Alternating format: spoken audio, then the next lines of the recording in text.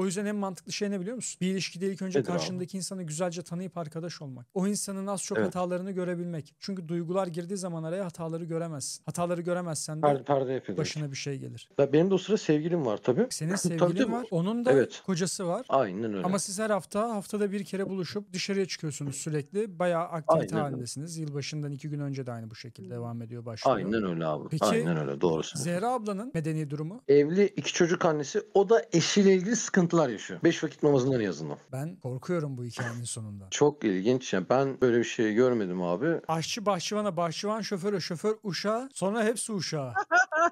Yemin ederim Abi grup indirimi. gerçekten. Ya Büşra'yla bir anda bir etkileşim, bir elektrik aldık. Yani o gece çok farklıydı bizim için. Yani arabaya geçtik, bir kendimize gelemedik. Mesajı attıktan sonra onunla da sevgili oluyor. İkimiz de sevgili oluyor. Ama en çok daha onunla takılıyor. Niye beni ekiyor? Onunla Benim daha çok kuzenim sevgili bunu görüyor. oluyor. Tabii tabii onunla daha çok sevgili oluyor. İkimizi aynı anda ilerletiyor. Seninle karşılıklı oturup konuşabiliyor olmak, bana karşı olan güvenin, beni kendine yakın hissetmen ve istediğin gibi benimle konuşuyor olabilmen benim için çok büyük bir artı. Bunun için sana çok teşekkür ederim. Ben teşekkür ederim abi. Ben burada seyircilere bir şey söylemek istiyorum abi de. Buyur canım, söyle. Eğer abi beni buradan herkes izleyecek. Büyük bir ihtimalle yadırgayacak. Problem değil. Zaten ben başta da söyledim. Sosyal bir insanım. Hani bunu geçtim bir yandan. Her türlü yorumu açayım. Sadece şunu düşünüyorum. Alo. Alo. İyi akşamlar. İyi akşamlar. Merhaba, nasılsın? Sağ ol abi. Teşekkür ederim. Sizi sormalı. Biz deyiz, teşekkür ederiz. Kiminle görüşüyoruz? Tanıt bakalım biraz kendini bana. 29 yaşındayım. İstanbul'da oturuyorum. Normalde ordu mensubuydum. 5,5-6 yıl yakın hizmet verdim. Askeri personeldim. Kendi sebeplerimle ayrıldım. Eski çalıştığım yere girdim. Keyifli bir insanım. Şen şakran bir insanım. Yaşadığım tecrübe ve anı dolu maceracı bir hikayemi size anlatmak istiyorum. Bayağı da çene bassın, ağzında laf yapıyor Emin. Yok abi estağfurullah. Yapacak bir şey yok. Hani Allah vergisi diyelim ya da bulunduğum İstanbul'daki yaşam şartları diyelim abi. Var, diksiyonun falan da düzgün. İyisin. Estağfurullah abi. Peki- Yani şükür abi hamdolsun. Peki neler yapıyorsun boş vakitlerinde şimdi? Abi spor yapıyorum, yürüyüş yapıyorum, geziyorum. Genellikle aktivite yapmayı severim. Çalıştığım şirketteki arkadaşlarım olsun, kuzenim olsun, akrabalarım, dayımın oğlu vesaire. Etkinlik yapmayı daha çok seviyorum abi. Mangala gideriz, pikniğe gideriz, düğüne gideriz. Sosyalsin. O şekilde. Ben sosyalim abi, asosyal değilim. İyi, güzel. Sosyal olmak da bazen insana iyi geliyor. Asosyal olmak Abi da çok iyi geliyor. Dönem dönem değişiyor bu. Hı hı. Peki bir kadında aradığın 3 özellik. Abi bir kadında aradığım 3 özellik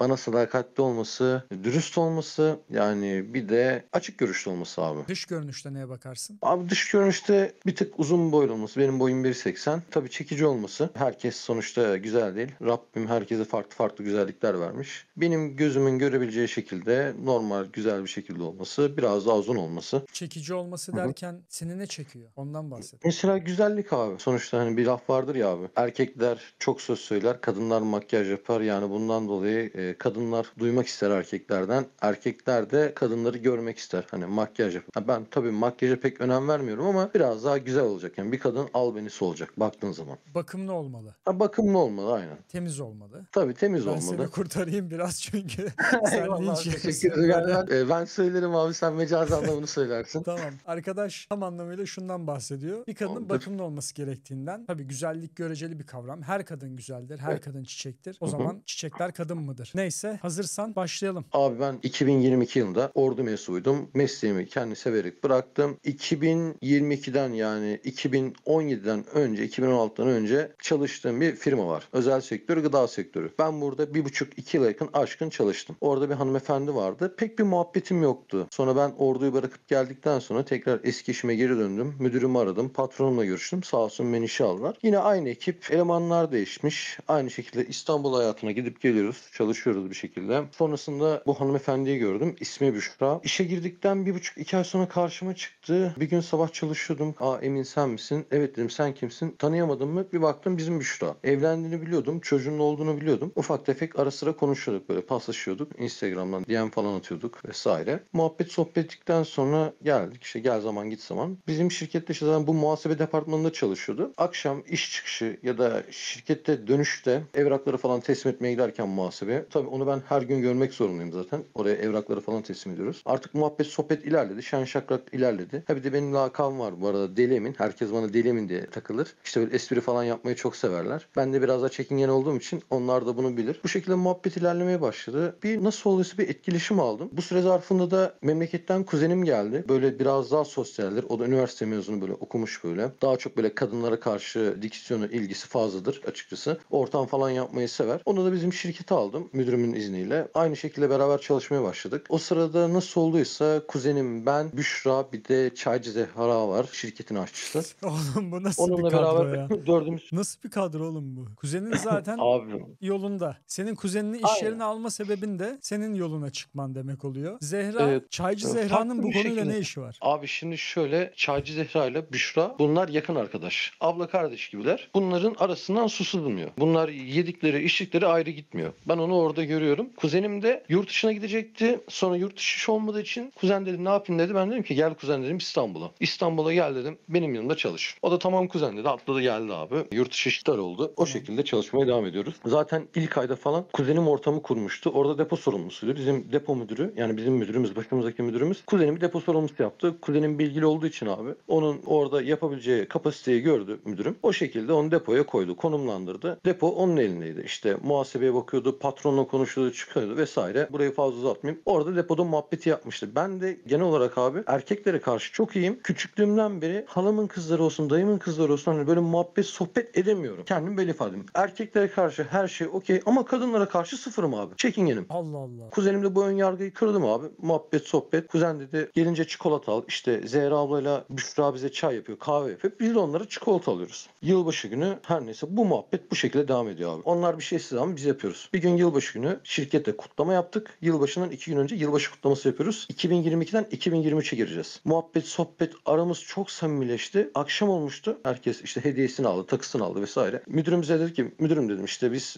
kızları bırakıyoruz. Tamam Emin dedi. Siz bırakın dedi. Arabaya bindik. Durduk şöyle. Kuzenime dedi ki Zehra abla, İbrahim dedi, Emin dedi. Bize de Eyüp Sultan sahile götürür müsünüz? O da tamam dedi. Götürürüz dedik. Oraya gittik, muhabbet, sohbet. 1 saat, 1,5 saat orada takıldık. Kuzenim Büşra ile konuşuyor. Ben Zehra abla ile konuşuyorum. Kuzenim daha sıcakkanlı ama kuzenim her zaman arkadaş canlısı. Hiçbir zaman hani kafasında bir ciddi ilişki ya da günübirlik takılmalık hani öyle bir zihniyette değil yani. Orada da zaten kendisini belli ediyor, ifade ediyor. Yılbaşından sonra film patlıyor. İşte gel zaman git zaman 2 haftada bir, haftada bir. Bu 2023'ten bahsediyorum ama her yere gidiyoruz. Çaya, kahveye, pikniğe vesaire. Kuzenim bir sıkıntı oluyor içerisinde. Artık onu bilmiyorum. Bir anda kendisini aradan çekmeye çalıştı. Sonra biz 3 kişi takılmaya başladık. Büşra, Zehra, ben. Biz dost olduk. Salı, cumartesi günlerimiz vardı. Böyle özel günlerimiz böyle. Şirkette de salı günü en yoğun olduğu zamanlar. O iş günün temposunu, o yorgunluğu atmak için de işte Eyüp Sultan sahili, Sarıyer sahili bir yere gidiyoruz. Her akşam bir yere. Yaz, kış fark etmiyor. Bir iki ay böyle sürdü. Ocak, Şubat, Mart, Nisan'a kadar bu şekilde sürdü. Çünkü o süre zarfında Büşra evliliğiyle ilgili sıkıntılar yaşıyor. Ben bunu sonradan zaman zaman öğreniyorum. İşte Instagram'dan eşiyle fotoğrafı kalkmaları vesaire. Telefon rehberinden eşinin normal kalp diye kaydedip sonra ismiyle hitap etmesi, ismiyle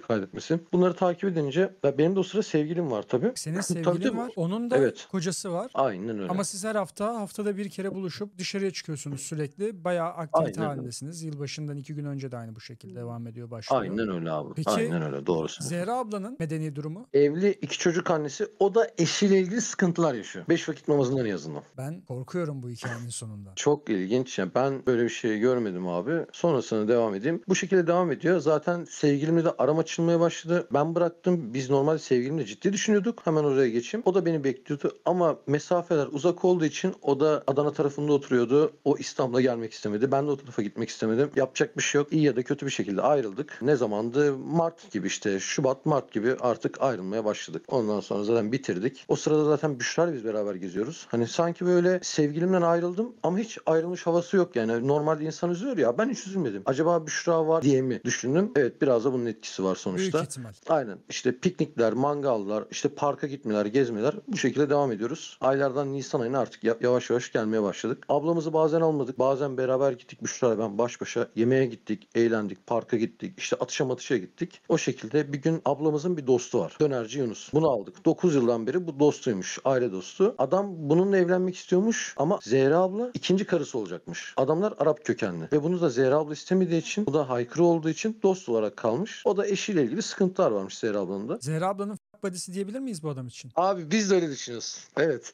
Buddy'si olabilir. Ben de öyle diyecektim de. Kimse ya bir kadınla bir erkek 9 yıldan beri dost olamaz. 9 yıla bir fuck buddy'dir yani. Bir cinsel ilişki vardır sonuçta. Zaten hikaye o tarafa doğru gidiyor. Peki anlamadığım olay şu. Adamın zaten ikinci karısı olmamak için adamı reddetmiş. Böyle de Tamam. adamın metresi olmuş, yine aynı şey değil mi? Gitmiş o da başkasıyla evlenmiş. O da başkasıyla Ya evlenebilmek için mi adamla evlenmedi? yok, zaten bu kadının çocukluk aşkı varmış abi. Çocukluk aşkına zaten kavuşamadığı için şu anki eşiyle, yani boşandığı eşiyle evleniyor. O adam ya sonra çıkıyor ya önce çıkıyor. Biz orayı zaten kestiremiyoruz. Bu kadının sevdiği zaten birisi varmış. Onu alamıyor. Bu da karşısına çıkan kişiyi alıyor. Onunla evleniyor. Onunla da zaten mutluluğu kötü gittiği için büyük bir ihtimalle aklı çocukluk aşkında kalıyor. Aşçı bahçıvana, bahçıvan şoföre, şoför uşağa, sonra hepsi uşağa. Yemin ederim Abi grup gerçekten indirimi. o şekilde oluyor abi hikaye. Yani biz hani böyle bir şey var ya, puzzle var ya, ya da böyle soru cevap şeklinde, işte bir anahtarı kilidi açmak için ilk önce alt tabakadan başlaman lazım yukarı doğru. Yani her bir yukarı çıkışın, her bir basamak attığımızda abi o gizemli merdiven, o gizemli sır perdesine ulaşmaya çalışıyoruz. Bu da böyle bir şey aslında. Arada bakalım bir perde daha bize. Abi olay zaten burada patlıyor. 2023 Nisan ayında ben, Büşra, Zehra gidiyoruz. O süre zarfında da Zehra'nın yakın dostu Zehra başsağlığına geliyor. Nisan ayından birkaç önce de Zehra'nın babası vefat ediyor. Biz cenazeye falan gidiyoruz abi. Allah mekan cennet etsin. Babası çok iyi bir insandı. Allah rahmet. Sağ ol abi, Allah razı olsun. Adam yemek falan gönderiyor. Adam bu arada aşçı abi. Dönerci dükkanları var. Eyüp Sultan'da biz bunları baş başa bırakıyoruz sahilde. Biz sandalyeye, masayı çektik. Oturuyoruz. Muhabbet, sohbet. Ben Büşra ile uzaklaştım. Büşra dedim gel dedim biz gezelim. O da iyi olur Emin falan filan dedi. Zaten ne olduysa Büşra ile benim en büyük patlamam oldu. Büşra ile biz o gün sevgili olduk. Zaten Zehra ile beraber Yunus dönerci konuşuyordu. Büşra ile bir anda bir etkileşim, bir elektrik aldık. Yani o gece çok farklıydı bizim için. Yani arabaya geçtik. Bir kendimize gelemedik. Ben şaşırdım. O şaşırdı. Biz ne yapıyoruz, ne ediyoruz diye. Zehra'yı aldık. Yunus gitti. Biz eve gittik. Dışarıda biraz kaldık. Yarım saat 45 dakika düşündük. O dedi yanlış mı yaptım? Ben dedim hayır dedim. Biz yanlış yapmadık. Biz doğru bir hareket yaptık. Bu kötü bir şey değil diye ben onu sakinleştirmeye çalıştım. Teselli cümleleri. Tabii bir an korktu, bir an panik. O gecenin verdiği etki, adrenalin. Onu teselli etmeye çalıştım. Evli mi O hala gece peki herkes o ara? o ara tabii, ama şöyle boşanma davası yok. Kocasından ayrı yaşıyor. Çocuğuyla beraber yaşıyor. Kocası o eve girmiyor. Ya onu biliyorum. Yani kocası gelmiyor eve. Çocuğunu görmeye geliyor. Ya kocası sevmiyormuş. Sonra? Ertesi sabah oldu. Bana bir bakışları tuhaftı. Bir yandan gülüyor, bir yandan tepkisiz. O gün hiçbir şey olmadı. Aynı telefonda konuşuyoruz. İşte biz Fuck Buddy miyiz diyor. Biz diyor dost muyuz diyor. Ya dedim Fuck Buddy ile diyor. Dost dedim aynı şey.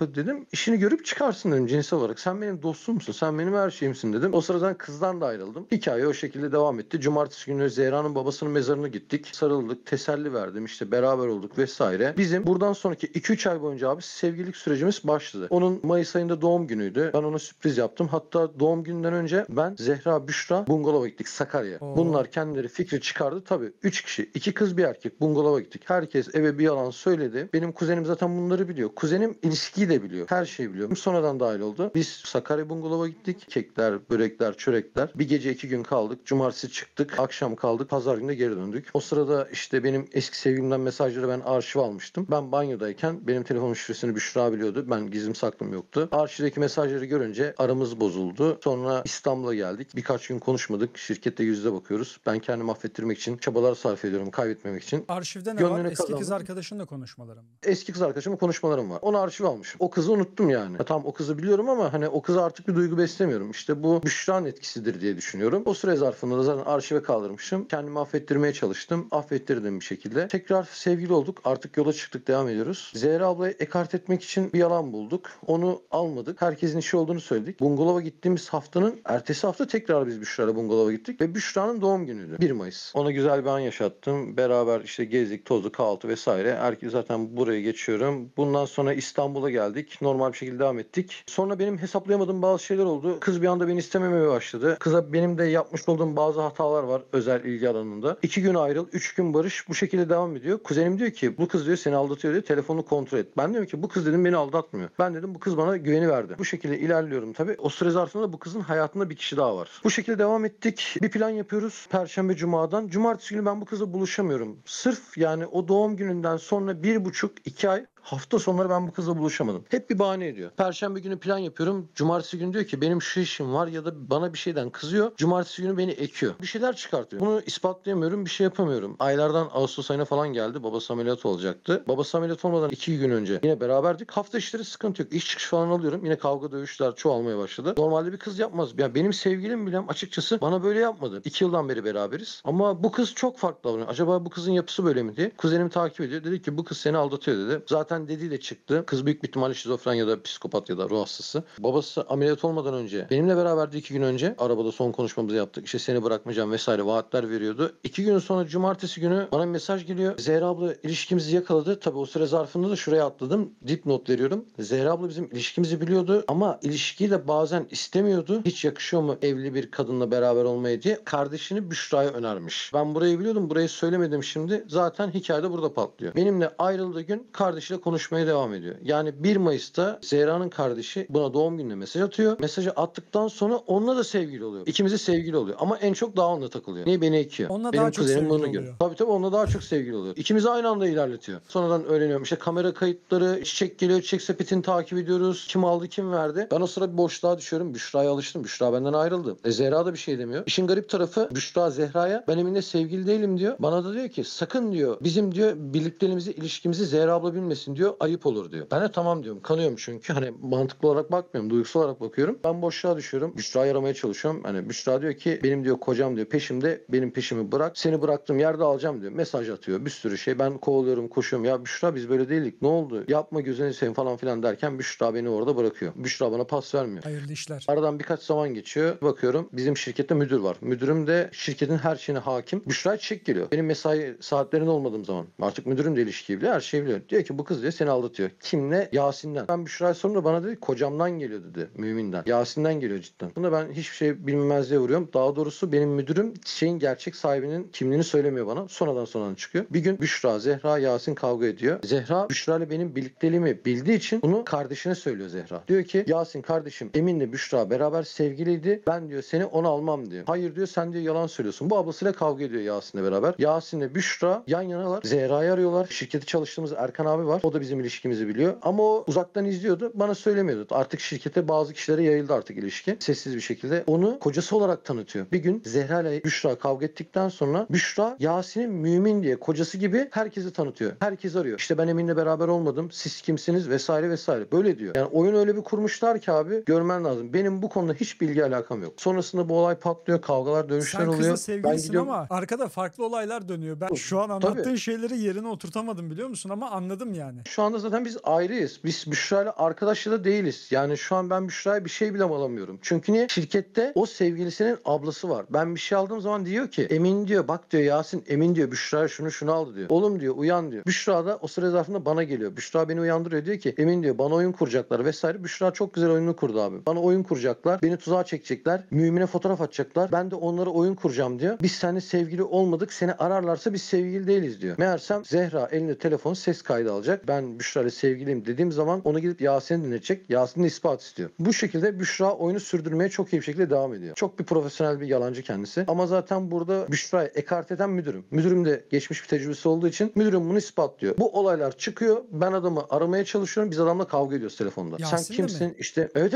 Yasin'le kavga ediyoruz. O süre zarfında ben Yasin'i bilmiyorum. Biz Büşra ile küsken Sarıyer sahile gittik abi. Etiler Bebek sahile gittik. 2 tane iş arkadaşımın sevgilisi, ben, Büşra'nın çocuğu toplam 5 kişiyiz. Biz Büşra ile sevgili değiliz. O sıra çocuklar bizim yakın arkadaş olduğumuzu bildiği için Büşra'nın suratı sık. Büşra bana pas vermiyor. Normal giyinmiş, gelmiş, çocuğuyla beraber geziyoruz. Telefonun bu uygulamasından sevgilisine konum açıyor. Bu kavga etmeden 2 hafta önce abi. Uygulamadan konum paylaşıyor. Ben Büşra'nın çocuğunun fermuarını çekerken şak diye sen git fotoğrafını çek git Büşra'ya at. Büşra korkuyor ayrılacağım dayak yiyeceğim diye. Ben çocuğu elimde gezdirirken Sarıyer'den direkt arkamdan çocuklar geldi. Abi dedi Büşra ablanın kocası Mümin geldi dedi. Çocuğu istiyor. Ben bir şok oldum. Arabayı çocuklara verdim. Omzumdaki çocuğu gittim. Arkadaşımın sevgilisine verdim. Büşra'ya götürdü. Sinirlerim bozuldu. Tabii sen ne diyorsun? Dedim ki Büşra dayak yiyecek. Büşra işkence görecek. Büşra bizi arıyor işte Emin numaranı değiş farklı isim yap bilmem ne. Meğersem kocası dedi ki ben akıl edemiyorum işte. Bir baktım Mümin değil Yasin. Sevgilisi Gavat. O sırada gece müdürümün evine gidiyorum. Bizim müdürle evimiz yakın. Bilgisayarımı alıyorum. Arabamda araç kayıt kamerası var. Hafıza kartını çıkartıyorum. Konuşmalara bakıyorum. Çocuklar arabayı kullanıyor. Mümin falan yok. Müdürüm diyor ki oğlum sen geri zekalı mısın diyor. Bu kız seni aldatıyor diyor. Abi yok aldatmıyor diyor. bekliyorum. Müdürüm geldi o gün bana bir tane tokat attı abi. Zoruma gitti. Lan geri zekalı. Bu kız dedi seni Yasin'le aldatıyor dedi. Ne diyorsun abi sen dedim. Annesinin evine geçmiştik. Bilgisayarı aldım.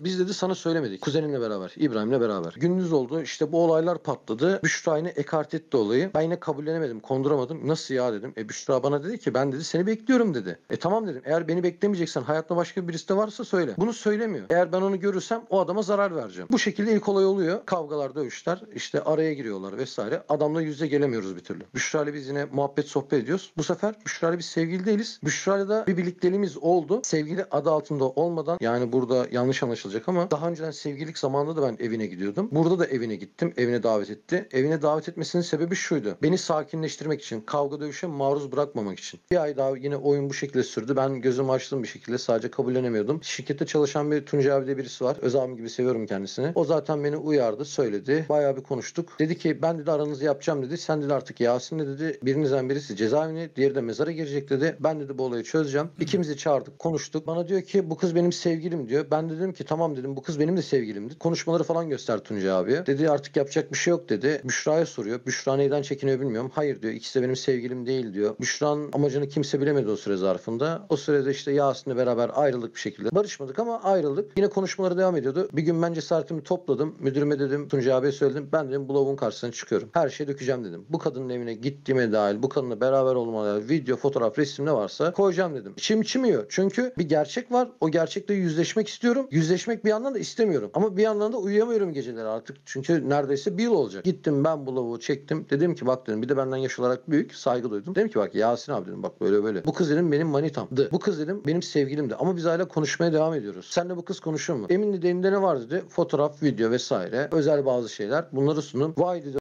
bilmem ne. Ben de ona yapacağımı biliyorum dedi. Şu an seninle konuştuğu var mı dedi. Sevgili olmadığımız halde güzel sözler falan söylüyoruz. Meğersem beni mutlu etmek içinmiş. Kendi egosunu tatmin etmek için. Bunu gösterdim. Emin dedi sen dedi bırak dedi, ben ona yapacağımı biliyorum. İşte iş çıkışı aldı. Dövmüş mü ne olmuş? Bir şeyler olmuş. Ben de şirkette ona vurdum. Kargaşa gürültü. Şirkette kimse yoktu. Yukarıda herkes çalışıyordu. Ben aşağı çağırdım onu. Ben ona birkaç tane vurdum. Yalan değil. Kavga falan ettik. Artık müdürüm, şirket yöneticileri herkes duydu. O 2 hafta boyunca gelmedi. Tekrardan şirkete geldi. Ben onu patakladım. Kesinlikle tavsiye etmiyorum. Sinirimden, yani enayilim ya da saflık da diyebilirsin abi. Aldatıldım yani resmen, artık inandım yani. Onu kaldıramadım, zarar verecektim. Şirkete geldi konuştu. Patronlarım geldi benimle konuştu. 2-3 hafta gelmediği şey tekrardan şirkete geldi. Bana dedi ki ben dedi Yasin'den ayrıldım. Yasin'le konuşmuyorum dedi. Yine benimle konuşmaya devam etti. Bu süre zarfında yine evine gidiyorum ben. Ama ben artık biliyorum yani beni aldattı. Ben biliyorum artık okey yani. Sonra şirket yemeği olacaktı. Şirket yemeğine gelmedi. Bir bahane etti. Şirkette bir tartışma çıkardı. O tartışmayı da Zehra olduğu için orada.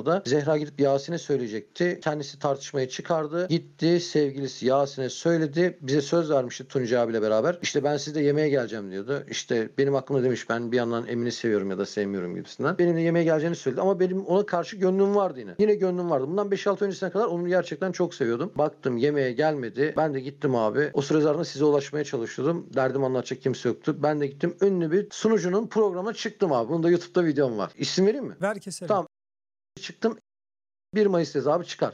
Oraya çıktım, bu ağlıyor zırlıyor bilmem ne. Ben buna laf sokuyorum, bağırıyorum. O da bana bağırıyor, ağlıyor beni. Ben onu kayda alıyorum, o beni kayda alıyor. Sen diyor benim çocuğumu elimden mi alacaksın bilmem ne. Ben kimseyle sevgili değilim, ben sana ne yaptım diyor. Kıza diyorum ki Yasin'le beraber oldun mu olmadın mı? Diyor olmadım diyor. Ya ben biliyorum. Çocuk bana fotoğrafları gösterdi yan yana. Hani anlatmadığım hani gereksiz şeyler var. İşte ben ona oyun oynadım falan filan diyor. Ya kim oyun oynar ya? Adamla yakınlaşmışsın zaten kızım sen. Geldim buna bağırdım çağırdım. Sessiz kaldım. O da bana bağırdı çağırdı. Artık Büşra o saatten sonra benim duygusal olarak hiçbir şeyim kalmadı. Bundan 4-5 öncesi gerçekten bu bitti yani. Sadece onu bir nesne olarak görüyordum. Şirketten çıkacaktı. Tazminatını alacaktı. Tazminatını alamadı. Son oyunu şu şekildeydi. Benim müdürüme Büşra oyun kurmaya çalıştı. Şirketten çıkıp Yasin'le beraber Sakarya'ya kaçacaktı. Çocuğunu alıp da. Boşanma davasını bana anlatmıyor artık. Artık hiçbir özelliğini anlatmıyor. Çünkü ben onu patlattım. En iyi, en kral, en mert delikanlı olan Emin artık onun gözünde farkı yoktu. Yani kötü bir insandan farkı yoktu. Şirkette patronlara karşı beni şikayet ediyor, müdürümü şikayet ediyor, müdürümü dolduruyor. Sonra şirkette müdürümle beraber kavga ediyorlar. İşte müdürüm hakkında şu şekilde söylüyor. Şu şahıs beni arıyor, işte benimle ilgilendiğini söylüyor. Yasin anlatıyor bunu. İşte beni Kurban Bayramı'nda aradı, Ramazan Bayramı'nda aradı. Eve bırakmaya çalışıyor vesaire falan filan anlatıyor. Bunu Yasin duyuyor. Yasin de müdürümü arıyor. Müdürümle tartışıyorlar. Müdürümle Büşra kavga ediyor. Müdürüm artık Büşra'nın oyun yaptığını öğrendi. Artık diyor ki kaçıp gidecek diyor. Tazminatı alacak, kendisini de öldürüp. Tartışıyorlar bir şekilde. Yasin de şirketin önünden arabayla gelip o kavga esnasında Büşra'yı alıp götürüyor. Ben de bu haberi alıyorum. Müdürüme ulaşamıyorum. Şirketten beni arıyorlar. Bizim Şahiste abla beni arıyor. Emin diyor koş. Müdürüm gitti diyor. Onların peşine telefon almış. Bekle dedim, geliyorum. Arabayla gittim. Bican abiyle bizim arkadaş aradım şirketten. Dedim ne olur ne olmaz. Adama zarar gelir benim yüzümden. Patronum zaten araç takip sisteminden müdürümü buluyor. Onu sakinleştiriyor. Akşam onların evindeyiz. Ben Büşra'yı tehditler yağdırıyorum. Bittin sen, karaktersiz, elimde her şey. Yani onu tüm Türkiye'ye rezil ettim. Daha da rezil edeceğim yani. Bugün zaten Zehra abla da işten çıktı. Büşra kendi istifasıyla çıktı. Bahane etti. Halbuki benden korkuyordu. Ben diyor Emin'in olduğu yerde çalışmam diyordu. Gövde gösterisi yapıyordu. Beni de patronum kovdu o süre zarfında. Dedi ki 15 gün sonra çıkıyorsun dedi. Ben bu şirkette huzursuzluk istemiyorum dedi. Sizin yaptığınız boku siz temizleyeceksiniz dedi. Ben temizlemeyeceğim dedi. Bura kurumsal bir şirket dedi. Ben de zaten bir şey diyemedim o süre zarfında. Bu şekilde devam etti. Ben orada müdürümü korudum. Müdürüm de beni korudu. Satmadı. Yani satacak bir şey yoktu. Büşra bu hikayede gitti. Tazminatını alamadı. Kocasından boşandı. Şu an Sakarya'ya gitti. En yakın arkadaşları benim arası bozuldu. Şu an kız Yasin'in çalıştığı yerde Sakarya'da. Bazen İstanbul'a geliyor, haberi geliyor. Film bu şekilde bitti yani. Böyle Bak bir şimdi. başından geçen bir enteresan bir olay. Tamamdır. Şimdi bizim tabii ki sen farklı bir YouTube programına katılmışsın ama bizim olayımız sen dışarıdan herhangi bir şey anlatırsın. Buradaki herkes senin anlattığın şeyi dikkatli bir şekilde dinler. Ondan sonra senin göremediğin yerleri görür ve bunları sana yorum kısmında yazar. Onlar yorum kısmına yazmadan biz burada senin hikayeyi anlattığın kadarıyla kafamızda bunu düşünürüz, kurarız ve ondan sonra sana belki 10 dakika konuşuruz, belki 5 dakika konuşuruz ama senin bir şeyi, o an göremediğin bir şeyi sana söylemeye çalışırız. Yani bu bugüne kadar hep böyleydi. O yüzden anlattığın hikayeden direkt sana sadece birkaç bir şey söyleyip çok fazla irdeleyemem çünkü bayağı da uzun anlattın. Ama ufak tefek birkaç şey söyleyip ben de çıkmak istiyorum çünkü galiba sizin konunuz daha bundan sonra devam edecek. Yani sen bu işin peşini tam anlamıyla bırakmış değilsin. Bilmiyorum artık içindeki sinirden mi kaynaklı veya onun kötü mü olmasını istiyorsun anlamadım ama şurada şöyle bir